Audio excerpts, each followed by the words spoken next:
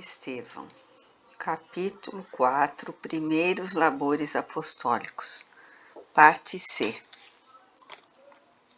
A missão percorreu numerosas localidades entre vibrações de largas simpatias. Em Amatonte, os mensageiros da Boa Nova demoraram mais de uma semana. A palavra de Barnabé era profundamente contemporizadora. Caracterizava-se em tudo pelo grande cuidado de não ofender os melindres judaicos. Depois de grandes esforços, chegaram a Neapafos, onde residia o procônsul.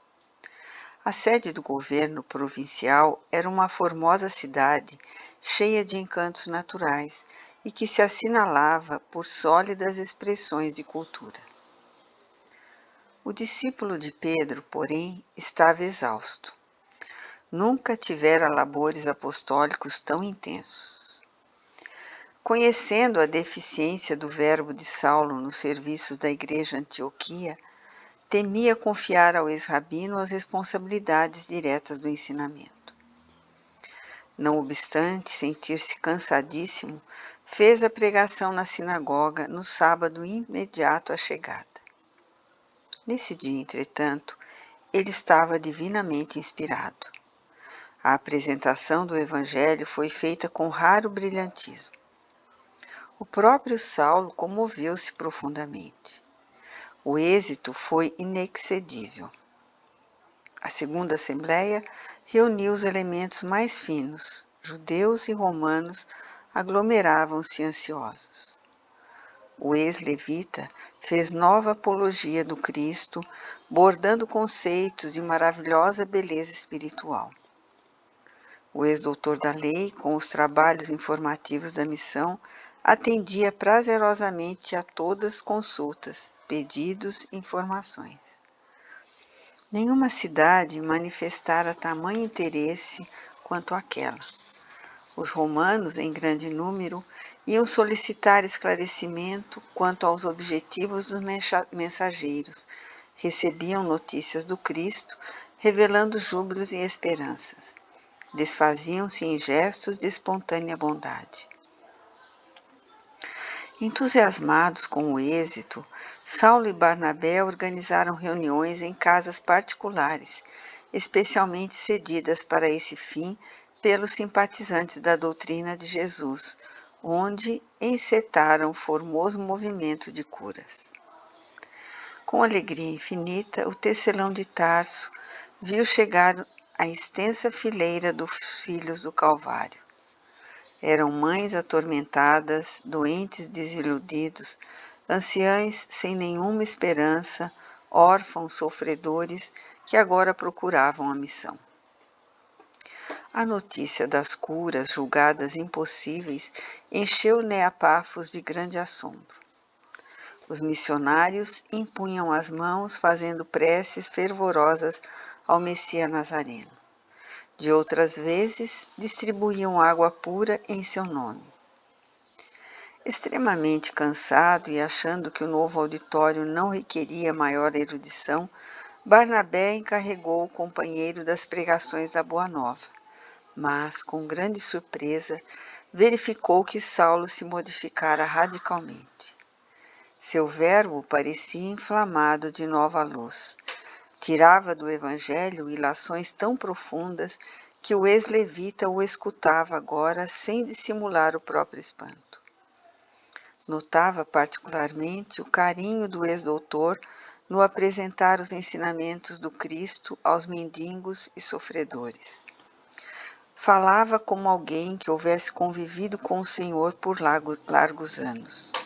Referia-se a certos lances da lição do Mestre com um manancial de lágrimas nos olhos. Prodigiosas consolações derramavam-se no espírito das turbas. Dia e noite havia operários e estudiosos copiando as anotações de Levi. Os acontecimentos abalaram a opinião da cidade em peso. Os resultados eram os mais confortadores.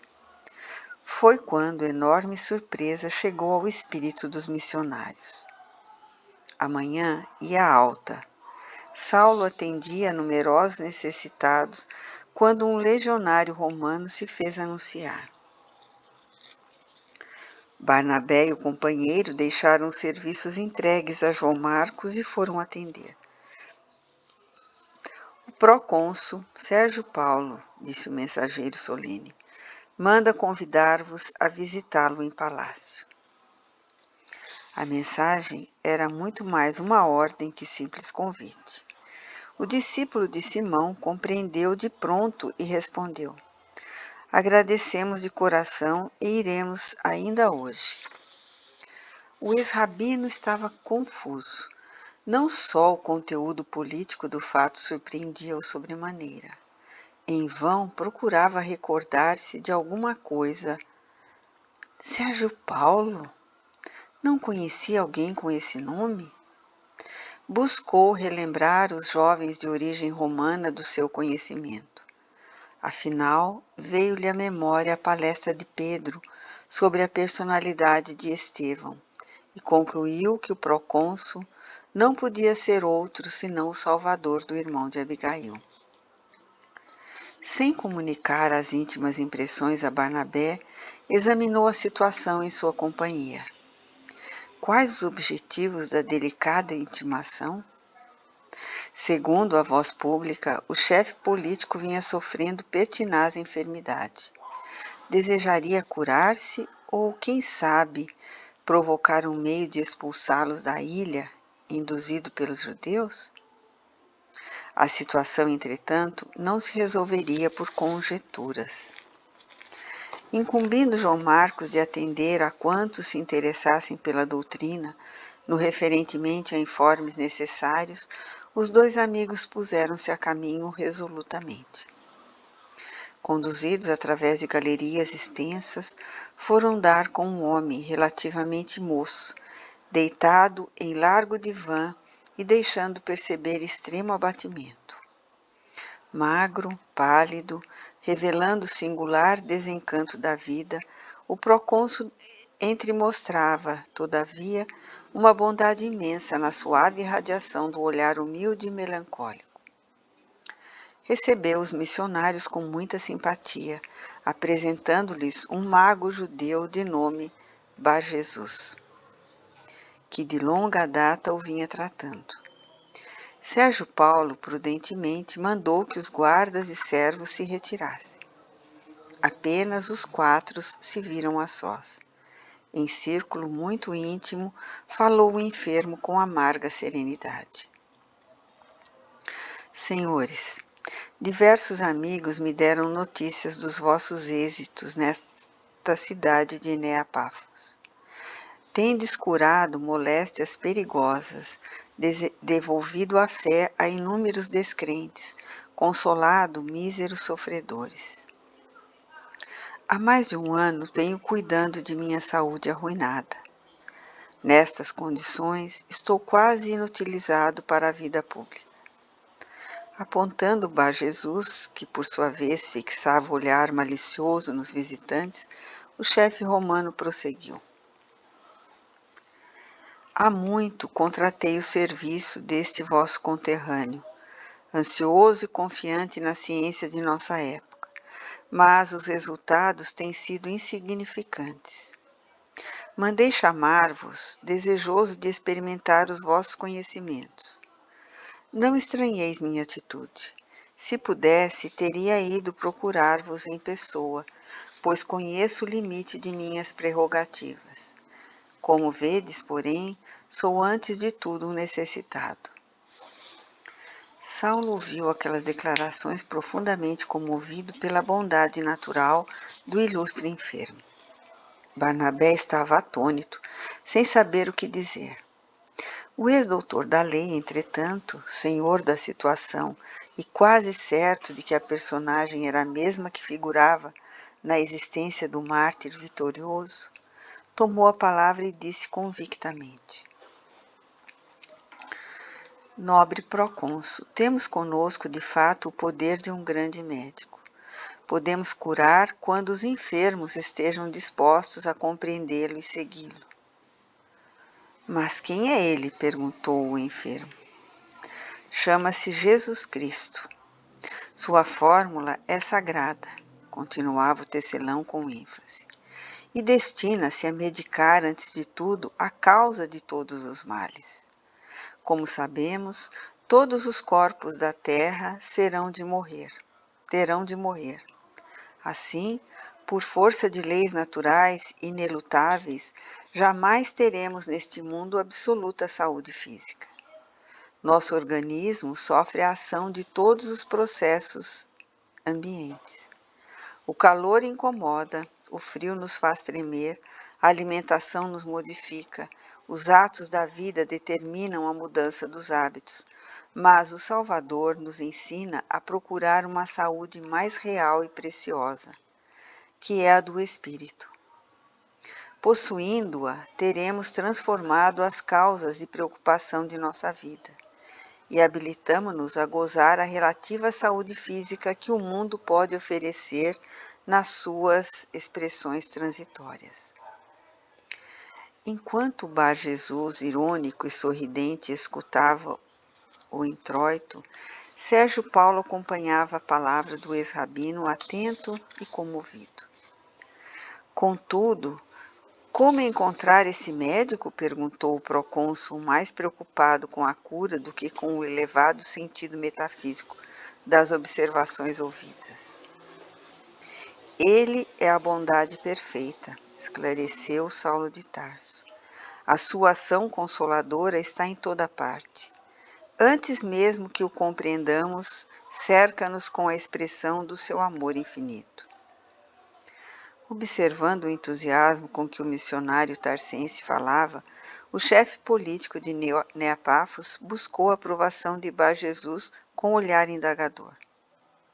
O mago judeu, evidenciando profundo desprezo, exclamou: Julgávamos que estivesseis aparelhado de alguma ciência nova. Não quero acreditar no que ouço. Acaso me supondes um ignorante relativamente ao falso profeta de Nazaré?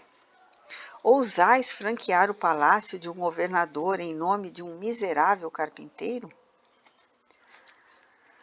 Saulo mediu toda a extensão daquelas ironias, respondendo sem se intimidar. Amigo, quando eu afivelava a máscara farisaica, também assim pensava. Mas agora conheço a gloriosa luz do Mestre, o Filho do Deus vivo. Essas palavras eram ditas num tom de convicção tão ardente que o próprio charlatão israelita se fizera lívido. Barnabé também empalidecia, enquanto o nobre patrício observava o ardoroso pregador com visível interesse. Depois de angustiosa expectativa, Sérgio Paulo voltou a dizer: Não tenho direito de duvidar de ninguém, enquanto as provas concludentes não me levam a fazê-lo. E procurando fixar a fisionomia de Saulo, que lhe enfrentava o olhar perquiridor serenamente, continuou: Falais desse Cristo Jesus, enchendo-me de assombro. Alegais que sua bondade nos assiste antes mesmo de conhecermos. Como obter uma prova concreta de vossa afirmativa? Se não entendo o Messias de que sois mensageiros, como saber se sua assistência me influenciou algum dia? Saulo lembrou repentinamente as palestras de Simão Pedro ao lhe narrar os antecedentes do mártir do cristianismo. Em um instante alinhou os mínimos episódios e, valendo-se de todas as oportunidades para destacar o amor infinito de Jesus, como aconteceu nos menores fatos da sua carreira apostólica, sentenciou com singular entono: Procônsul, ouve-me. Para revelar-vos, ou melhor, a fim de lembrar-vos a misericórdia de Jesus de Nazaré, o nosso Salvador, chamarei vossa atenção para um acontecimento importante. Enquanto Barnabé manifestava profunda surpresa em face da desassombrada atitude do companheiro, o político aguçava a curiosidade. Não é a primeira vez que experimentais uma grave enfermidade. Há quase 10 anos, ao tentardes os primeiros passos na vida pública, embarcaste no porto de Cefalônia, em demanda desta ilha. Viajáveis para Cítium, mas antes que o navio aportasse em Corinto, fostes acometido de febre terrível, o corpo aberto em feridas venenosas. Brancura de cera estampava-se no semblante do chefe de Neapafos. Colocando a mão no peito, como a conter as pulsações aceleradas do coração, ergueu-se extremamente perturbado. Como sabeis de tudo isso? Murmurou aterrado. Não é só isso, disse o missionário sereno. Esperai o resto. Vários dias permaneceste entre a vida e a morte. Debalde os médicos de bordo comentaram vossa enfermidade. Vossos amigos fugiram. Quando ficastes de todo abandonado, não obstante o prestígio político do vosso cargo, o Messias Nazareno vos mandou alguém no silêncio de sua misericórdia divina. O procônsul, com o despertar das velhas reminiscências, sentia-se profundamente comovido. Quem teria sido o mensageiro do Salvador? Prosseguia Saulo, enquanto Barnabé o contemplava com inaudito assombro. Um de vossos íntimos? Um amigo eminente? Um dos colegas ilustres que presenciavam vossas dores? Não, apenas um escravo humilde, um serviçal anônimo dos reinos homicidas. Gesiel velou por vós dia e noite.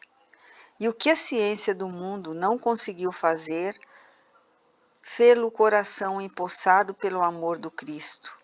Compreendeis agora? Vosso amigo Bar Jesus fala de um carpinteiro sem nome, de um Messias que preferiu a condição da humildade suprema para nos trazer as torrentes preciosas de suas graças. Sim, Jesus também, como aquele escravo que vos restabeleceu a saúde perdida, fez-se servo do homem para conduzi-lo a uma vida melhor. Quando todos nós nos abandonam, Ele está conosco. Quando os amigos fogem, sua bondade mais se aproxima. Para forrarmos-nos das míseras contingências desta vida mortal, é preciso crer nele e segui-lo sem descanso. Ante as lágrimas convulsivas do procônsul, Barnabé aturdido considerava: onde fora o companheiro colher tão profundas revelações? A seu ver, naquele instante, Saulo de Tarso estaria iluminado pelo dom maravilhoso das profecias. Senhores, tudo isso é a verdade pura. Trouxeste-me a santa notícia de um Salvador, exclamou Sérgio Paulo. Reconhecendo a capitulação do generoso patrício que lhe recheava a bolsa de fartos recursos, o mago israelita, apesar de muito surpreso, exclamou com energia: Mentira! São mentirosos! Tudo isso é obra de Satanás. Estes homens são portadores de sortilégios infames do caminho. Abaixo a exploração vil. A boca lhe espumava. Os olhos rebrilhavam de cólera. Saulo mantinha-se calmo, impassível, quase sorridente. Depois, timbrando forte: Acalmai-vos, amigo. A fúria não é amiga da verdade e quase sempre esconde inconfessáveis interesses. Acusai-nos de mentirosos, mas nossas palavras não se desviaram uma linha da realidade dos acontecimentos. Alegais que nosso esforço procede de Satanás. No entanto, onde já se viu maior incoerência? Onde encontraríamos um adversário trabalhando contra si mesmo? Afirmais que somos portadores de sortilégios. Se o amor constitui esse talismã, nós o trazemos no coração, ansiosos por comunicar a todos os seres sua benéfica influência. Finalmente, lançais a nós outros a pecha de exploradores salazes, quando aqui viemos chamados por alguém que nos honrou com sinceridade e confiança, e de modo algum poderíamos oferecer as graças do Salvador a título mercatório. Seguia-se acalorada discussão. Bar Jesus fazia empenho em demonstrar a inferioridade dos intuitos de Saulo, enquanto esse se esforçava em timbrar nobreza e cordialidade. Embalde, o procônsul tentava dissuadir o judeu de continuar na requesta e naquela diapasão.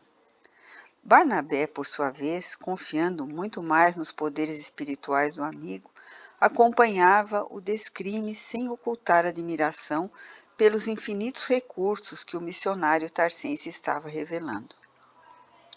A polêmica já durava mais de hora, quando o mago fez uma alusão mais ferina à personalidade de feitos de Jesus Cristo.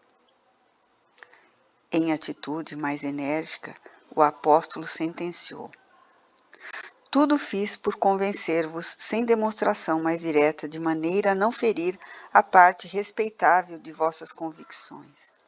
Todavia, estáis cego, e é nessa condição que podereis enxergar a luz. Como vós, também já vivi em trevas, e no instante do meu encontro pessoal com o Messias, foi necessário que as trevas se adenassem em meu espírito, a fim de que a luz ressurgisse mais brilhante. Tereis igualmente esse benefício: a visão do corpo fechar-se-vos-á, para que possais divisar a verdade de um espírito. Nesse comenos, Bar Jesus deu um grito: estou cego! Estabeleceu-se alguma confusão no recinto. Barnabé adiantou-se, amparando o israelita que tateava aflito. O tecelão e o governador aproximaram-se surpreendidos. Foram chamados alguns servos que atenderam às necessidades do momento, carinhosos e solícitos. Por 4 longas horas, Bar Jesus chorou, mergulhado na sombra espessa que lhe invadia os olhos cansados. Ao fim desse tempo, os missionários oraram de joelhos. Branda serenidade estabeleceu-se no vasto aposento. Em seguida, Saulo impôs-lhe as mãos na fronte, e com um suspiro de alívio, o velho israelita recobrou a vista, retirando-se confuso e sucumbido. O procônsul, porém, vivamente interessado nos fatos intensos daquele dia, chamou os missionários em particular e falou sensibilizado: amigos, creio nas verdades divinas que anunciais e desejo sinceramente compartilhar do reino esperado. Nada obstante, conviria inteirar-me dos vossos objetivos de trabalho, dos vossos planos, enfim. Estou ciente de que não mercadejais os dons espirituais que sois portadores, e proponho-me auxiliar-vos com os meus préstimos em tudo que for possível. Poderia saber os projetos que vos animam? Os 2 missionários entreolharam-se surpresos. Barnabé ainda não havia saído do espanto que o companheiro lhe causara. Saulo, por sua vez, mal dissimulava o próprio assombro pelo auxílio espiritual que obtivera no afã de confundir os maliciosos intuitos de Bar Jesus. Reconhecendo, contudo, o elevado e sincero interesse do chefe político da província, esclareceu com jubilosos conceitos.